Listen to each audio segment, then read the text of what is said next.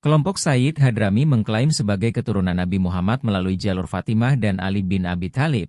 Dalam narasi tradisional, leluhur utama komunitas Sayyid Hadrami adalah Ahmad al-Muhajir, yang dikisahkan meninggalkan Irak pada abad ke-9 Masehi dan menetap di Hadramaut. Akan tetapi, bukti sejarah yang mendukung migrasi Ahmad al-Muhajir ke Hadramaut masih minim.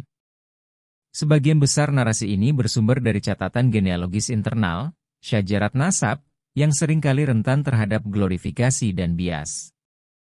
Van den Berry, dalam Le Hadramaut et les Colonies Arabes dans l'Archipel Indien, 1886, mencatat bahwa mayoritas orang Arab di Hindia Belanda berasal dari Hadramaut, termasuk kelompok Sayyid.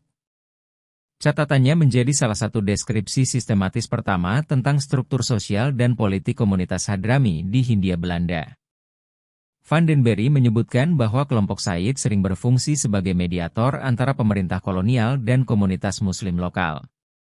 Namun, beberapa sejarawan menilai bahwa narasi Van den Berry berpotensi bias, karena ia adalah konsultan kolonial yang mungkin mendukung penguatan status Sayyid untuk kepentingan stabilitas kolonial dalam upaya membendung perlawanan santri. Narasi yang disajikan oleh Van den Berry juga mencerminkan bagaimana komunitas Hadrami diposisikan sebagai elit sosial yang memiliki hubungan istimewa dengan pemerintah kolonial. Dalam banyak kasus, peran mereka sebagai mediator antara pemerintah kolonial dan masyarakat Muslim lokal membantu menciptakan stabilitas sosial, tetapi juga menimbulkan kritik dari kelompok pribumi yang melihatnya sebagai bentuk kolaborasi dengan kolonialisme. Pada Juli 1881, Van den Berry menulis kritik terhadap rekomendasi K.F. Holle, yang mengimbau pengawasan ketat terhadap Islam di Hindia Belanda, termasuk penempatan mata-mata di Mekah.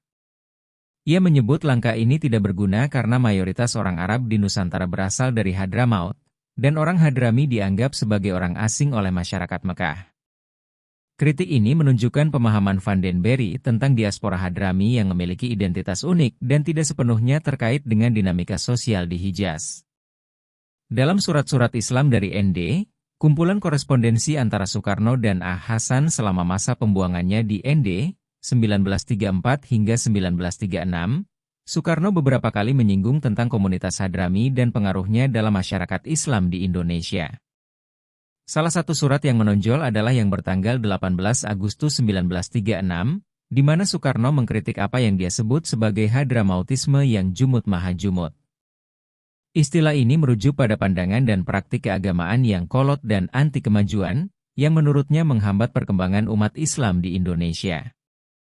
Soekarno menekankan perlunya membasmi paham-paham yang mengafirkan segala bentuk kemajuan dan kecerdasan, serta membelenggu nafsu kemajuan dengan berbagai larangan yang sebenarnya tidak memiliki dasar kuat dalam ajaran Islam. Studi genetik menunjukkan bahwa haplogroup yang sering diasosiasikan dengan Nabi Muhammad adalah J1. JM267, yang umum di Semenanjung Arab. Sebaliknya, banyak Sayyid Hadrami memiliki haplogroup G, yang lebih umum di wilayah Kaukasus dan Iran. Ketidaksesuaian ini menimbulkan pertanyaan besar mengenai keaslian klaim mereka sebagai keturunan Nabi Muhammad. Hal ini mengarah pada dugaan bahwa narasi genealogi Sayyid lebih merupakan konstruksi sosial yang bertujuan memperkuat legitimasi di diaspora.